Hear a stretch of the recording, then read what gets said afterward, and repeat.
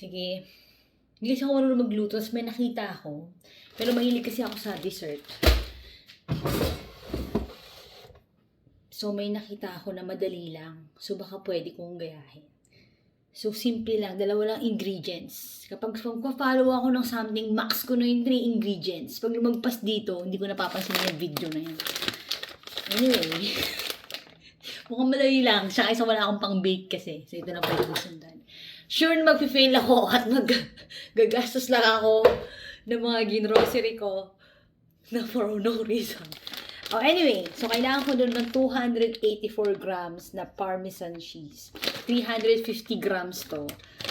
Tansya-tansya na lang. Wow, expert. Hindi talaga ako magaling sa pagtatansya. Hindi ko alam pag sinasabing 5 kilos. Kung kagano kadami, kung tatansya lang. So, kunwari na lang alam natin na mukhang maliit to, no? Mukhang ito ang kailangan kong gawin. Gagamitin ko sana to para kita din yung ginagawa kong kamalian, di ba? Pero mukhang hindi kaya. So, ito. So, tansyahin natin na ito na siguro yung 50 kilos, no? Okay. Yung next is egg white daw.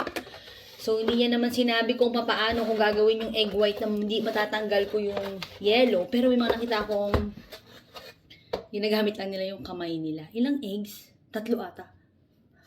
Tignan lang, wait lang tignan ko dun sa, ay hindi, pag in-off ko pala yan, wala yung video. Anyway. Sige. Oh, 1. Pili ko 3 based on my memory. Yes. 2. Okay. Pero minsan hindi ko alam kung ba't ko nagbibideo. Hindi naman ako magaling mag-edit. Wala akong Bakit nga ba? Kulit na lang. 3. Okay. So, napanood ko lang ginagawa niya. Ginagamit niya yung kamay niya. Don't judge me. Nakita ko sa video eh. Oh, tignan mo. Tatanggal ko yung yellow by using my hands. Siyempre, iluto natin ito mamaya. Walang nasasayang dito. Wow. Yan. Talagisin pa natin yung white. Saan yung white eh? Egg whites daw kailangan eh. So, dapat matira yung egg whites. Ayaw matanggal yung egg white. Ayan, okay. Oh, nakuha ko perfect. Yung isa pang, naku, may matitira atang non-egg white. Sige. Sige, din na yan. Sige, may nakukuha ako mga egg white. So, mag-crack na lang din ako ng isa pang. Ay, medyo nagsisimula na yung makikita mong hindi ako marunong magluto. Dapat dinahandahan ko yung pag-crack dun sa yung last. Kanina isa perfect eh. Ito perfect din dapat to. Yan, okay. Sige. So, feeling ko naman okay lang yung may tira-tirang pingin ko lang ha. Don't judge me. So, hugasan ko lang kamay ko ha. Naglagay pa tayo ng isa. Feeling ko nagkulang. Isa pa. Dahan-dahan tayo. Yung hindi makakrack yung yellow. Kasi kapag hindi nakrack yung, diba learning? Pag hindi nakrack yung yellow, mas madaling siyang ihiwalay sa white. So, yan. Lutuin natin yan mamaya lahat. Sayang naman yung natutunan ko online kung di ko susundan, diba? Lutuin natin yun. Alright. Okay, so ito na yung egg white na may konti-konting non-egg white. Kasi hindi ako marunong. So, ihalo daw natin dito sa Parmesan cheese. Naku, kinain ko na lang sana itong Parmesan cheese. Pag ito nag-fail, wag na kayong umasang gagawa pa ako isa ng, so ihalo-halong ganyan. Kami may ginagamit nila? Oh my God, Isaac, parang hindi siya oh my God guys, mukhang I failed na naman. Ayan. Hindi, siguro. Hindi ko talaga alam kung inano pa yun, pero feeling ko ganito lang naman. Allah. Sige, ganyan na. Sige. Ganyan yung nangyari. Paano ko ito mabubuo? Feeling ko lang magagawa ko to. Bahala na. Allah. Sige, ito yung, meron ako nito. Halatang hindi ever ko ginamit. Alam niyo meron kami ditong, sa mga lutuan na equipment. Pero, props lang sa buhay ko yan. So, yan. Sige, gawin natin to. Buuin natin ganyan. Tapos, ano daw to i-freezer ko for 2 hours. Ganun lang naman daw. Pagka freezer ko ng 2 hours, i-air fry ng 10 minutes in, tapos, ipapakita ko kung nag-succeed ba. Ano natin to? Ano ba tong ginawa ko sa buhay ko? Feeling ko failed. Pero sige. Parang hindi siya yung katulad yung nakikita ko sa online. Talagang mukhang hindi talaga para sa akin ang cooking. O dapat ba ginamit ko yung mga, ewan ko anong nangyayari. Anyway, ganito yung nakita ko. Hindi naman pagandahan to, di ba? Para makita nyo. Hindi nyo nakikita nyo ba? Ayan. Ay, naku. Hirap naman. Tingnan mo talagang, sa totoo lang, alam naman namin magastos ang pagkain-kain sa labas. Kaya lang, tingnan mo naman yung effort na ginagawa ng mga nagluluto. Tapos, di ba, hindi ba mas magastos? Huwag lang yung mga super high-end na restaurant Pero, saan ba ako sa ganito? Bibili ako nito mga ingredients, which is mahal na rin, di ba? Hindi ko yung matandaan kung kakano ito mga ito, pero mahal.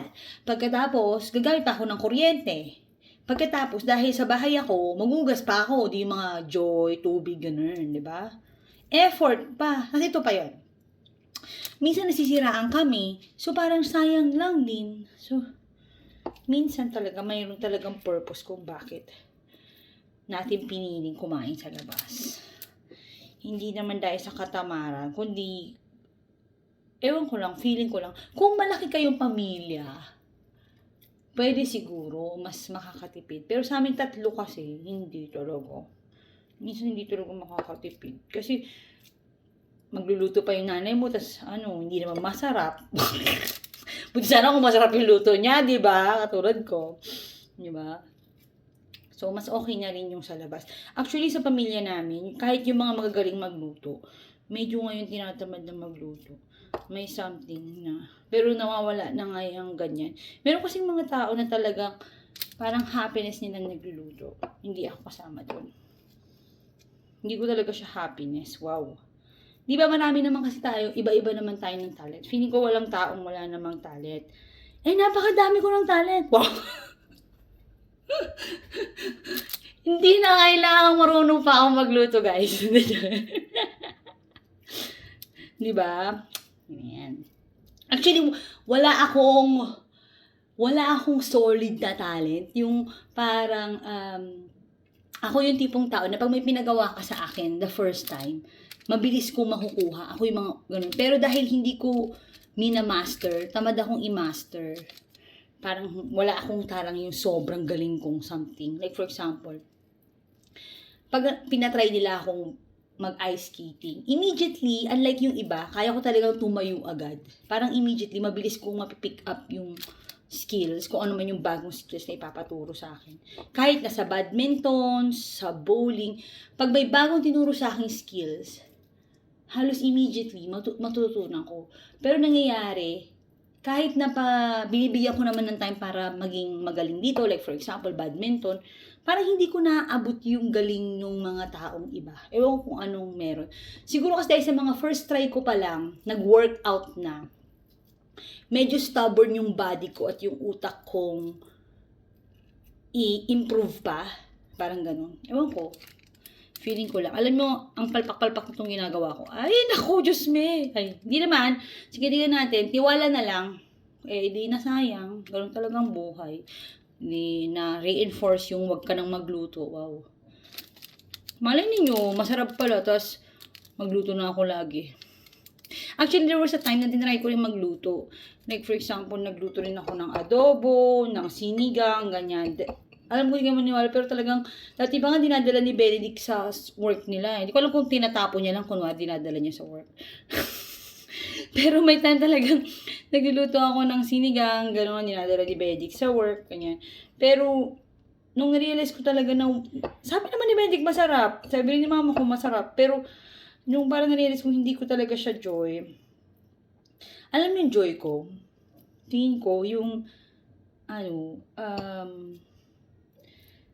picture. Yung yung pinipicturan, tsaka nang i-entertain. So, parang yung mga stand-up comedy, mga ganun. Parang kapag ganun, nang i-entertain, yun ang gusto ko. Parang na-enjoy ko nang i-entertain ng ibang tao.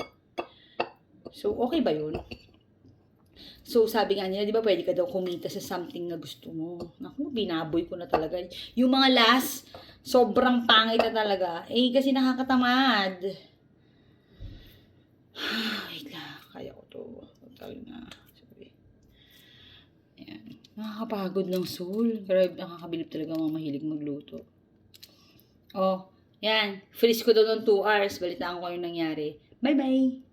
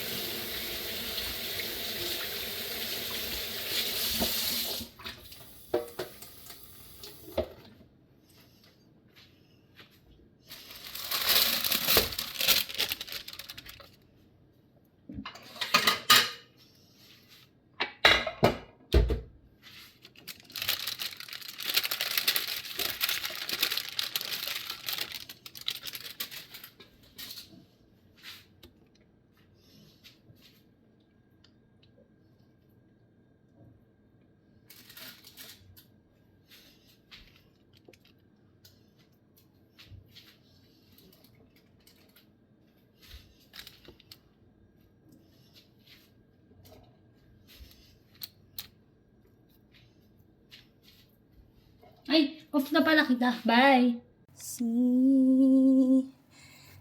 Try natin ha. Wait. Try natin to. Try natin ano.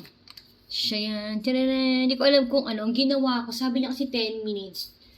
400 Fahrenheit sa 200 Celsius. Pero, nagdagdag pa ako ng 185 Fahrenheit ng 10 minutes. So, tikman natin. Meron pa ako natitira in case palpak to. Para siya talagang ganun pala kadami ng cheese, no? Sarap. Promise. Walang joke. Win. I think gagawin ko to para kay Sabine. Para mag-iwasin niya sa akin. Wow! Sarap. Talaga promise. Promise. Sarap. Galing ko. Uy, baka si Medit yan para ma-surprise. Wow. Ano dyan? Parang may kumatok. Ang grabe. Ang sarap. Sarap.